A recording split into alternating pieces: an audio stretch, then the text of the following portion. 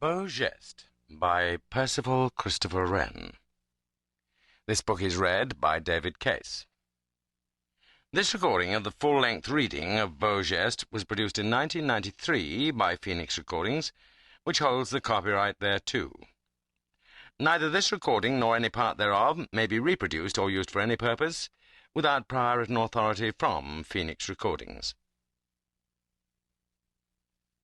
Part 1. Major Henri de Beaujolais' story. 1. Of the strange events at Zinderneuf, told by Major Henri de Beaujolais of the Spies to George Lawrence Esquire, C.M.G., of the Nigerian Civil Service. Tout ce que je raconte, je l'ai vu, et si j'ai pu me tromper en la voyant, bien certainement je ne vous trompe pas en vous le disant. The place was silent and aware.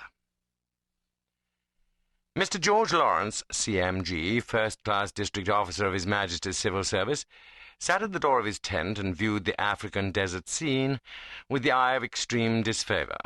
There was beauty neither in the landscape nor in the eye of the beholder. The landscape consisted of sand, stone, Karengia burr grass, tafasa underbrush, yellow, long-stalked, with long, thin bean pods.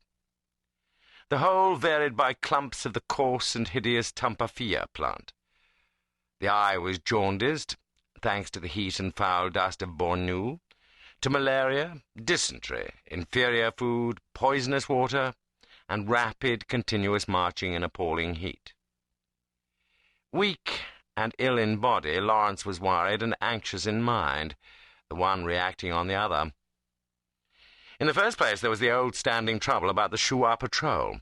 In the second, the truculent Chiboks were waxing insolent again, and their young men were regarding not the words of their elders concerning Sir Garnet Wolseley, and what happened long, long ago after the Battle of Chibok Hill. Thirdly, the price of grain had risen to 6 shillings a sa, and famine threatened. Fourthly, the Shehu and Shua sheikhs were quarrelling again.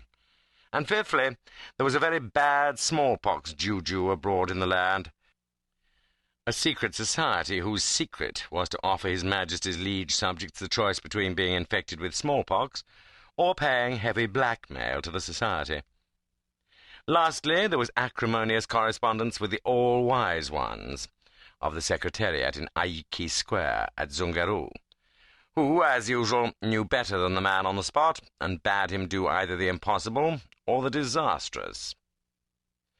And across all, the harmattan was blowing hard, that terrible wind that carries the Saharan dust 100 miles to sea, not so much as a sandstorm, but as a mist or fog of dust, as fine as flour, filling the eyes, the lungs, the pores of the skin, the nose and throat, getting into the locks of rifles, the works of watches and cameras, defiling water, food, and everything else, rendering life a burden and a curse.